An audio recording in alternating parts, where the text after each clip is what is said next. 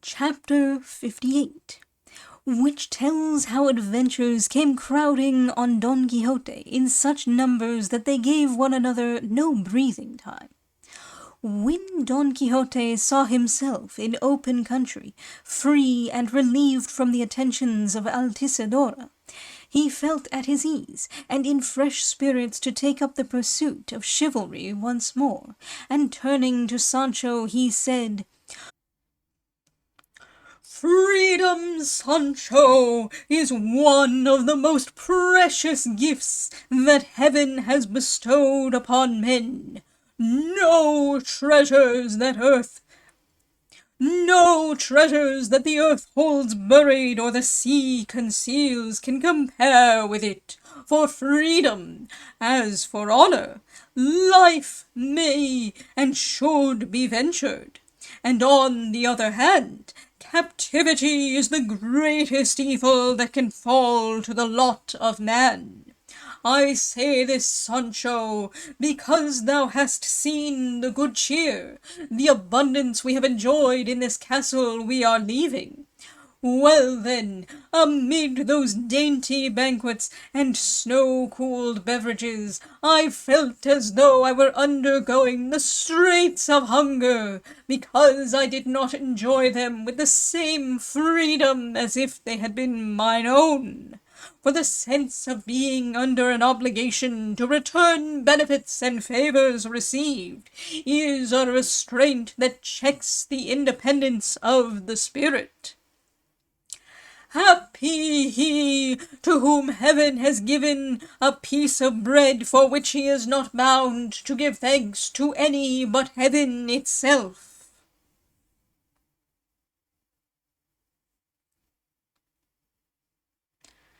"For all your worship says," said Sancho, "it is not becoming that there should be no thanks on our part for 200 gold crowns that the Duke's major domo has given me in a little purse which I carry next my heart, like a warming plaster or comforter, to meet any chance calls, for we shan't always find castles where they'll entertain us. Now and then we may light upon roadside inns where they'll cudgel us."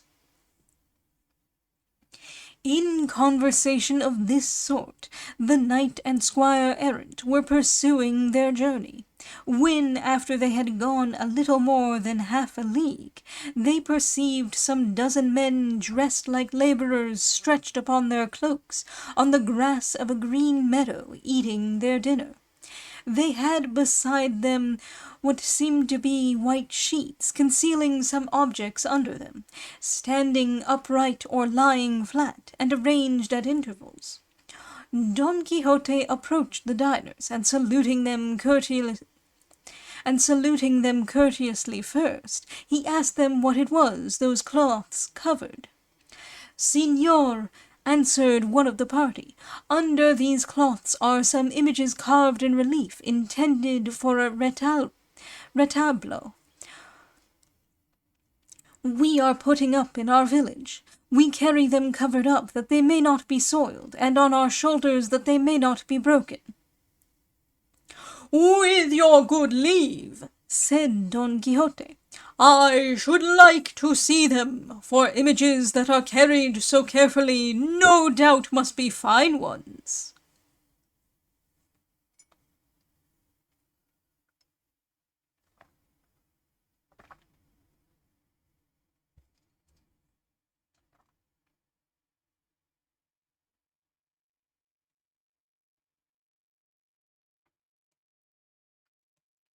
"I should think they were," said the other. "Let the money they cost speak for that. For as a matter of fact, there is not one of them that does not stand us in more than 50 ducats. And that your worship may judge. Wait a moment, and you shall see with your own eyes." And getting up from his dinner, he went and uncovered the first image, which proved to be one of St. George on horseback, with a serpent writhing at his feet, and the lance thrust down its throat, with all that fierceness that is usually depicted. The whole group was one blaze of gold, as the saying is. On seeing it, Don Quixote said, That knight was one of the best knights-errant the army of heaven ever owned. He was called Don St. George, and he was moreover a defender of maidens. Let us see this next one." The man uncovered it, and it was seen to be that of St. Martin on his horse, dividing his cloak with the beggar.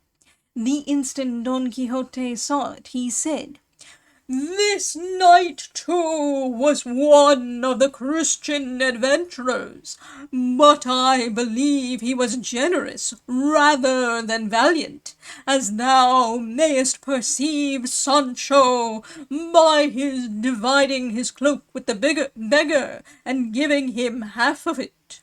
No doubt it was winter at the time, for otherwise he would have given him the whole of it. So charitable was he."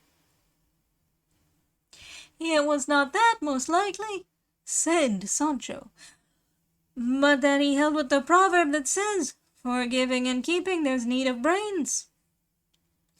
Don Quixote laughed, and asked them to take off the next cloth, underneath which was seen the image of the patron saint of the Spains seated on horseback, his sword stained with blood, trampling on Moors and treading heads under foot. And on seeing it, Don Quixote exclaimed, "Ah, this is a knight, and of the squadrons of Christ. This one is called Don St. James the Moorslayer, one of the bravest saints and knights the world ever had or heaven has now." They then raised another cloth, which it appeared covered St. Paul falling from his horse, with all the details that are usually given in representations of his conversion. When Don Quixote saw it, rendered in such lifelike style that one would have said Christ was speaking and Paul answering, "This," he said, "was in his time the greatest enemy that the Church of God our Lord had, and the greatest champion it will ever have. A knight-errant in life, a steadfast saint in death, an untiring labourer in the Lord's vineyard, a teacher of the Gentiles, whose school was heaven, and whose instructor and master was Jesus Christ himself."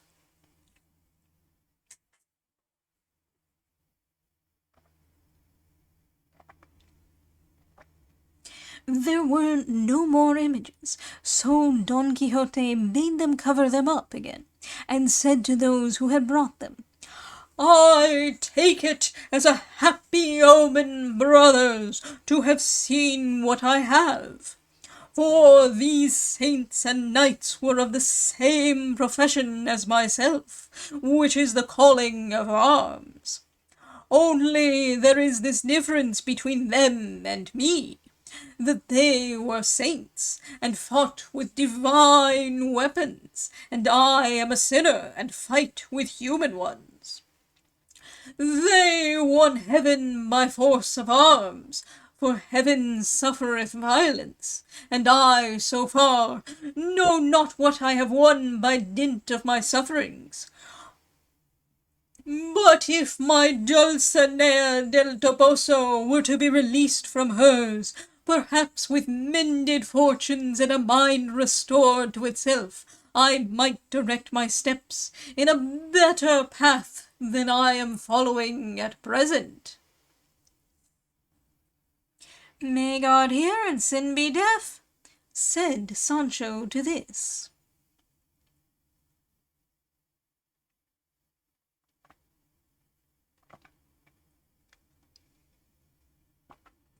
The men were filled with wonder, as well at the figure as at the words of Don Quixote, though they did not understand one half of what he meant by them. They finished their dinner, took their images on their backs, and bidding farewell to Don Quixote, resumed their journey. Sancho was amazed afresh at the extent of his master's knowledge, as much as if he had never known him, for it seemed to him that there was no story or event in the world that he had not at his fingers' ends and fixed in his memory, and he said to him, "In truth, master mine, if this has happened to us today is to be called an adventure, it has been one of the sweetest and pleasantest that have befallen us in the whole course of our travels. We have come out of it unbelabored and undismayed. Neither have we drawn sword, nor have we smitten the earth with our bodies, nor have we been left famishing. Blessed be God that he has let me see such a thing with mine own eyes." "Thou sayest well, Sancho," said Don Quixote. "But remember, all times are not alike, nor do they always run the same way. And these things the vulgar commonly call omens, which are not based upon any natural reason, will by him who is wise be esteemed and reckoned happy accidents merely. One of these believers in omens will get up of a morning, leave his house, and meet a friar of the order of the blessed Saint Francis, and, as if he had met a griffin, he will turn about and go home. With another Mendoza, the salt is spilt on his table, and gloom is spilt over his heart, as if nature was obliged to give warning of coming misfortunes by means of such trivial things as these. The wise man and the Christian should not trifle with what it may please heaven to do. Scipio, on coming to Africa, stumbled as he leaped on shore. His soldiers took it as a bad omen, but he, clasping the soil with his arms, exclaimed, "Thou canst not escape me, Africa, for I hold thee tight between my arms." Thus, Sancho, meeting those images has been to me a most happy occurrence." "I can well believe it," said Sancho.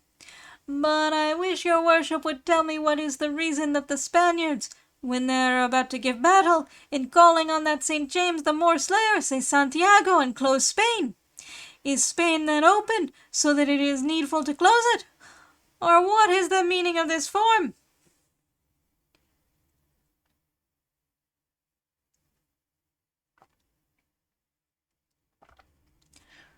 "Thou art very simple, Sancho," said Don Quixote.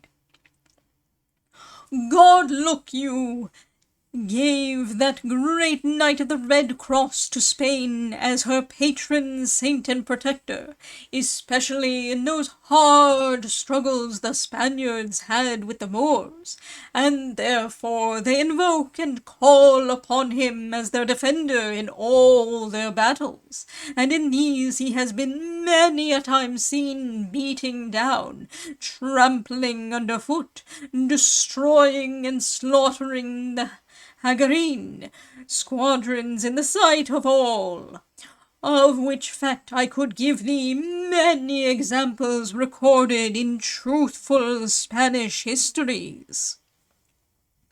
Sancho changed the subject and said to his master, "I marvel, señor, at the boldness of Altisidora, the Duchess's handmaid.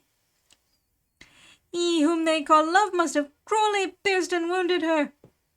They say he is a little blind urchin who, though blear-eyed, or more properly speaking sightless, if he aims at a heart, be it ever so small, hits it and pierces it through and through with his arrows. I have heard it said, too, that the arrows of love are blunted and robbed of their points by maidenly modesty and reserve, but with this Altisidora it seems they are sharpened rather than blunted."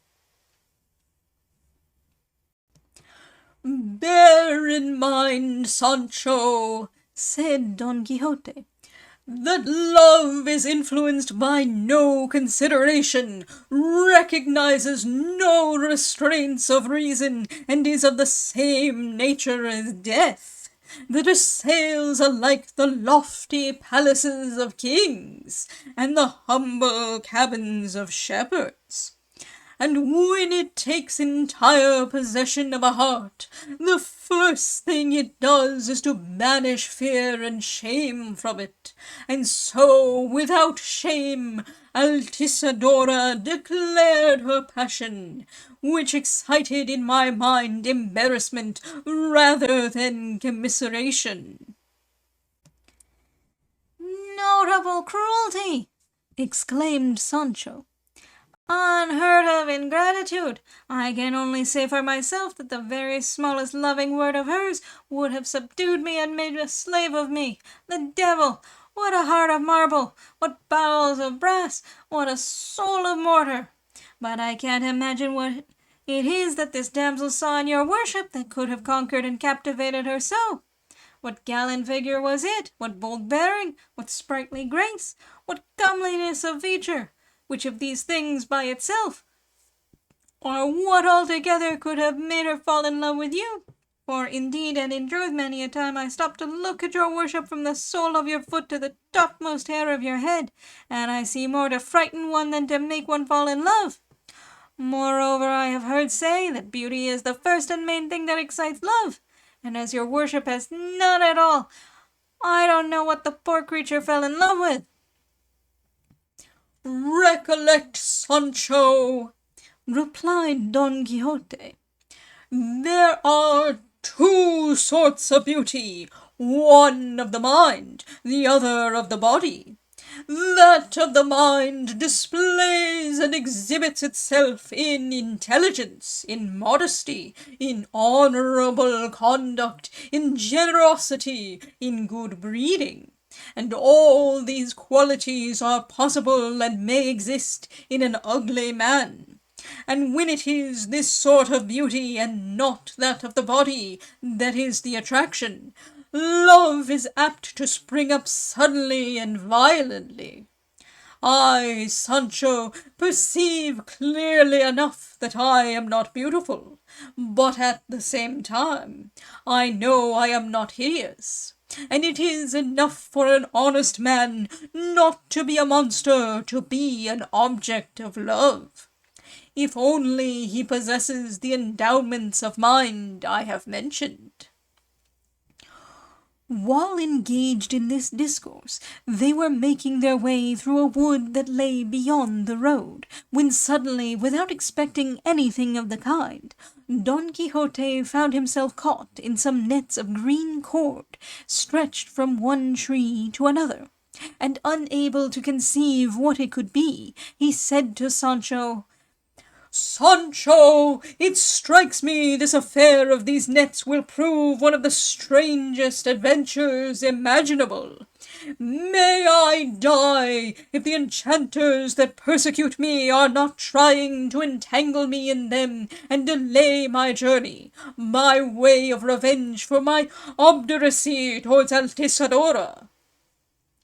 Well then, let me tell them that if these nets, instead of being green cord, were made of the hardest diamonds, or stronger than that wherewith the jealous god of blacksmiths enmeshed Venus and Mars, I would break them as easily as if they were made of rushes or cotton threads."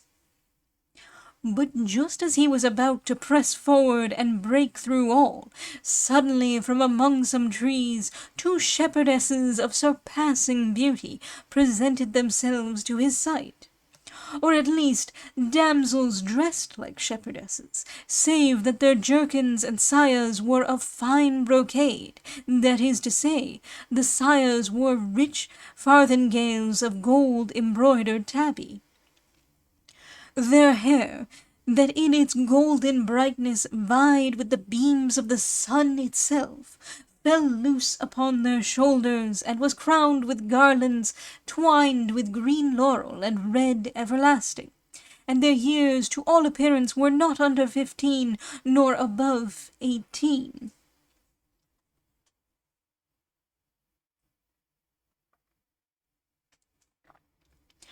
Such was the spectacle that filled Sancho with amazement, fascinated Don Quixote, made the sun halt in his course to behold them, and held all four in a strange silence. One of the shepherdesses, at length, was the first to speak, and said to Don Quixote, "Hold, Sir Knight, and do not break these nets, for they are not spread here to do you any harm, but only for our amusement. And as I know you will ask why they have been put up, and who we are, I will tell you in a few words. In a village some 2 leagues from this, where there are many people of quality and rich gentlefolk, it was agreed upon by a number of friends and relations to come with their wives, sons, and daughters, neighbours, friends, and kinsmen, and make holiday in this spot, which is one of the pleasantest in the whole neighbourhood, setting up a new pastoral Arcadia among ourselves, we maidens dressing ourselves as shepherdesses, and the youths as shepherds. We have prepared 2 eclogues, one by the famous poet Garcilaso, the other by the most excellent Camoens, in its own Portuguese tongue, but we have not as yet acted them. Yesterday was the first day of our coming here. We have a few of what they say are called field tents pitched among the trees on the bank of an ample brook that fertilizes all these meadows. Last night we spread these nets in the trees here to snare the silly little birds that, startled by the noise we make, may fly into them. If you please to be our guest, Signor, you will be welcomed heartily and courteously, for here just now neither care nor sorrow shall enter." She held her peace and said no more, and Don Quixote made answer, "Of a truth, fairest lady, Actaeon, when he unexpectedly beheld Diana bathing in the stream, could not have been more fascinated and wonderstruck than I at the sight of your beauty. I commend your mode of entertainment, and thank you for the kindness of your invitation. And if I can serve you, you may command me with full confidence of being obeyed, for my profession is none other than to show myself grateful and ready to serve persons of all conditions, but especially persons of quality, such as your appearance indicates. And if, instead of taking up, as they probably do, but a small space, these nets took up the whole surface of the globe, I would seek out new worlds through which to pass, so as not to break them, and that he may give some degree of credence to this exaggerated language of mine, know that it is no less than Don Quixote of La Mancha that makes this declaration to you, if indeed it be that such a name has reached your ears."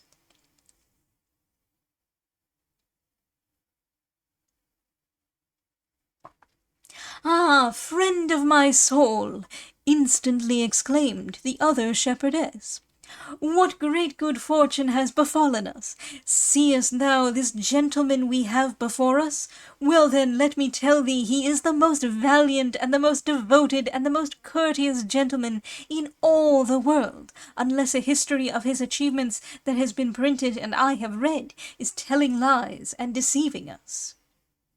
I will lay a wager that this good fellow who is with him is one Sancho Panza his squire, whose drolleries none can equal."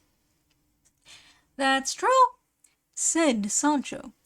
"I am that same droll and squire you speak of, and this gentleman is my master Don Quixote of La Mancha, the same that's in the history and that they talk about." "Oh, my friend," said the other, "let us entreat him to stay, for it will give our fathers and brothers infinite pleasure. I, too, have heard just what thou hast told me of the valour of the one and the drolleries of the other, and what is more, of him they say that he is the most constant and loyal lover that was ever heard of, and that his lady is one Dulcinea del Toboso, to whom all over Spain the palm of beauty is awarded."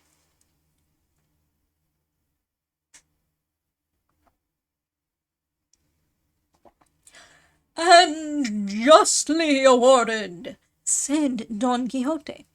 "unless indeed your unequalled beauty makes it a matter of doubt. But spare yourselves the trouble, ladies, of pressing me to stay, for the urgent calls of my profession do not allow me to take rest under any circumstances." At this instant there came up to the spot where the four stood a brother of one of the two shepherdesses, like them in shepherd costume, and as richly and gaily dressed as they were. They told him that their companion was the valiant Don Quixote of La Mancha, and the other Sancho his squire, of whom he knew already from having read their history. The gay shepherd offered him his services and begged that he would accompany him to their tents, and Don Quixote had to give way and comply. And now the game was started, and the nets were filled with a variety of birds that, deceived by the colour, fell into the danger they were flying from. Upwards of 30 persons, all gaily attired as shepherds and shepherdesses, assembled on the spot, and were at once informed who Don Quixote and his squire were, whereat they were not a little delighted, as they knew of him already through his history. They repaired to the tents, where they found tables laid out, and choicely, plentifully, and neatly furnished. They treated Don Quixote as a person of distinction, giving him the place of honour, and all observed him, and were full of astonishment at the spectacle. At last, the cloth being removed, Don Quixote with great composure lifted up his voice and said,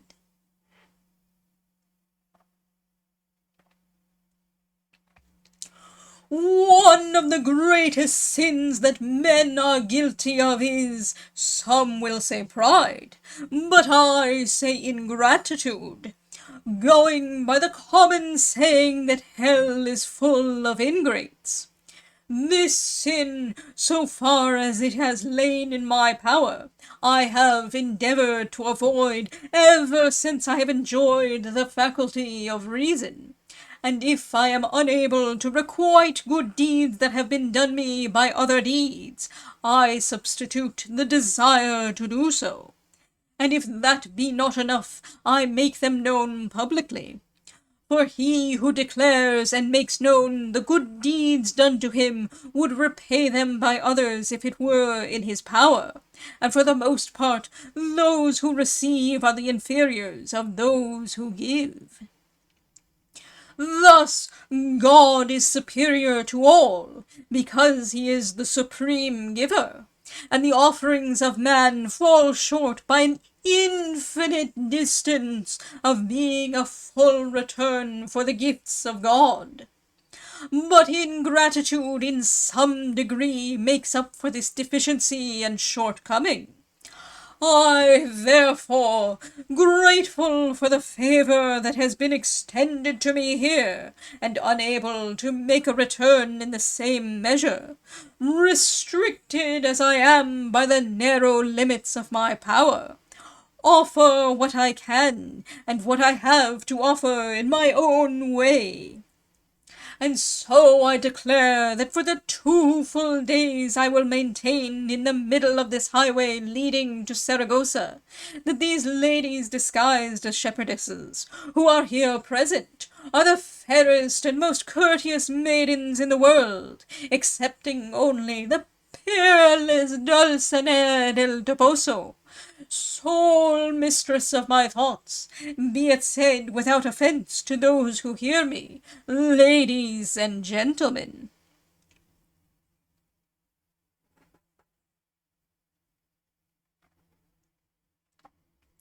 On hearing this, Sancho, who had been listening with great attention, cried out in a loud voice, "Is it possible there is anyone in the world who will dare to say and swear that this master of mine is a madman? Say, gentlemen shepherds, is there a village priest, be he ever so wise or learned, who could say what my master has said? Or is there knight-errant, whatever renown he may have as a man of valour, who could offer what my master has offered now?" Don Quixote turned upon Sancho, and with a countenance glowing with anger, said to him, "Is it possible, Sancho, there is anyone in the whole world who will say thou art not a fool, with a lining to match, and I know not what trimmings of impertinence and roguery? Who asked thee to meddle in my affairs, or to inquire whether I am a wise man or a blockhead? Hold thy peace, answer me not a word. Saddle Rocinante if he be unsaddled, and let us go to put my offer into execution. For with the right that I have on my side, thou mayest reckon as vanquished all who will venture to question it." And in a great rage, and showing his anger plainly, he rose from his seat, leaving the company lost in wonder, and making them feel doubtful whether they ought to regard him as a madman or a rational being. In the end, though they sought to dissuade him from involving himself in such a challenge, assuring him they admitted his gratitude as fully established, and needed no fresh proofs to be convinced of his valiant spirit, as those related in the history of his exploits were sufficient, still Don Quixote persisted in his resolve, and mounted on Rocinante, bracing his buckler on his arm and grasping his lance, he posted himself in the middle of a high road that was not far from the green meadow. Sancho followed on Dapple, together with all the members of the pastoral gathering, eager to see what would be the upshot of his vainglorious and extraordinary proposal.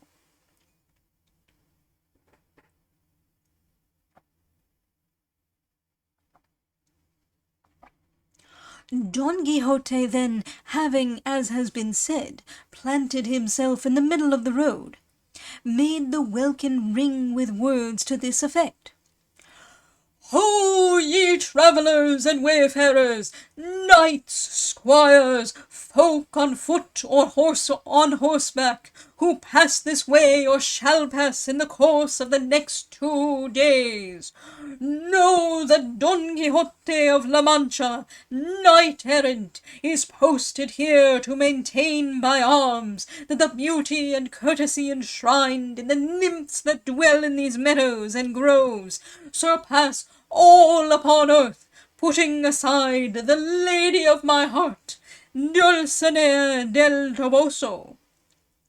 Wherefore, let him who is of the opposite opinion come on, for here I await him." Twice he repeated the same words, and twice they fell unheard by any adventurer. But fate, that was guiding affairs for him from better to better, so ordered it that shortly afterwards there appeared on the road a crowd of men on horseback, many of them with lances in their hands, all riding in a compact body and in great haste. No sooner had those who were with Don Quixote seen them than they turned about and withdrew to some distance from the road, for they knew that if they stayed some harm might come to them. But Don Quixote with intrepid heart stood his ground, and Sancho Panza shielded himself with Rocinante's hindquarters.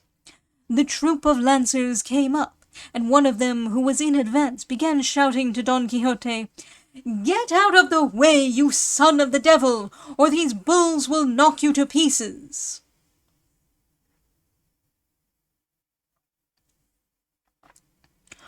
"Rabble!" returned Don Quixote.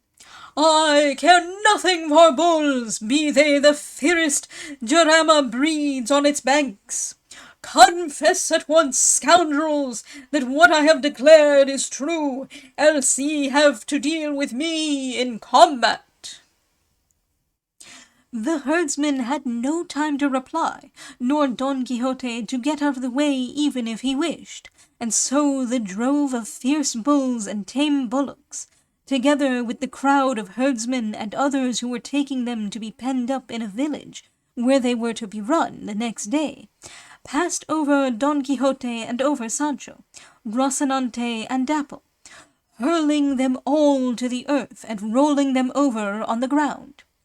Sancho was left crushed, Don Quixote scared, Dapple belabored, and Rocinante in no very sound condition.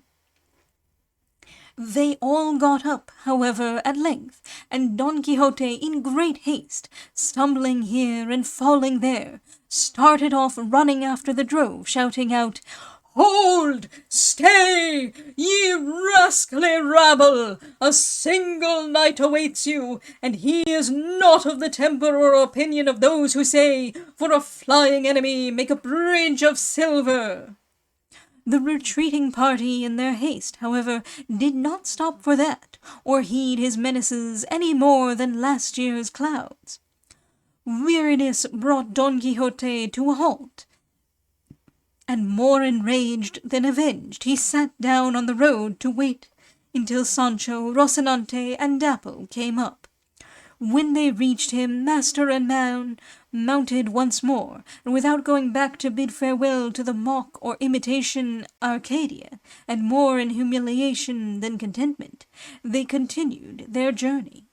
Retablo, the elaborate carved work that rises at the back of the altar in Spanish churches. For giving and keeping there's need of brains. Proverbs 71. May God hear and sin be deaf. Proverb 90.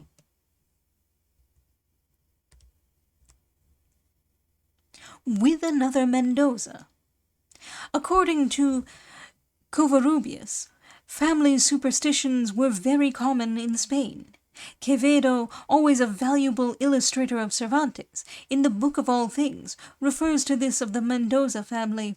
If you upset the salt cellar, he says, and are a Mendoza, rise from table without dining, and the omen will be fulfilled. For as it is a misfortune not to dine, a misfortune will have befallen you.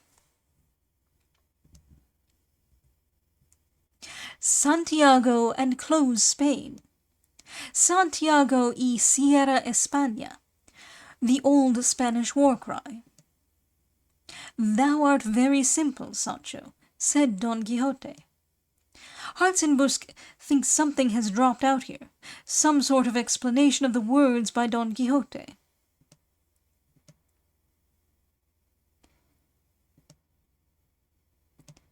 The Hagarine, i.e. of the descendants of Hagar.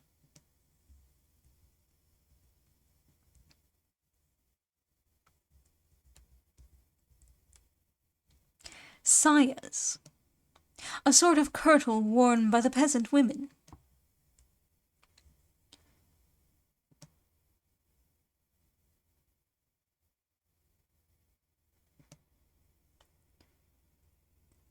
Made the sun halt in his course to behold them, and held all four in a strange silence.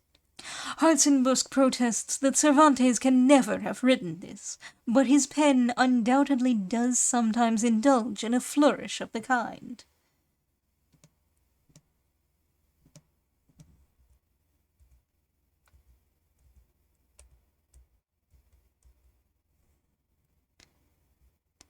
Be they the fiercest Jarama breeds on its banks.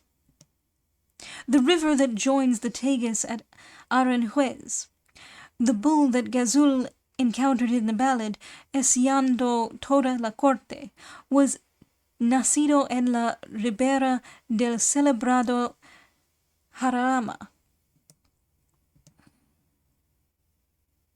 Fierce bulls and tame bullocks. Cabestros, employed to lead the bulls when driven in from the pastures.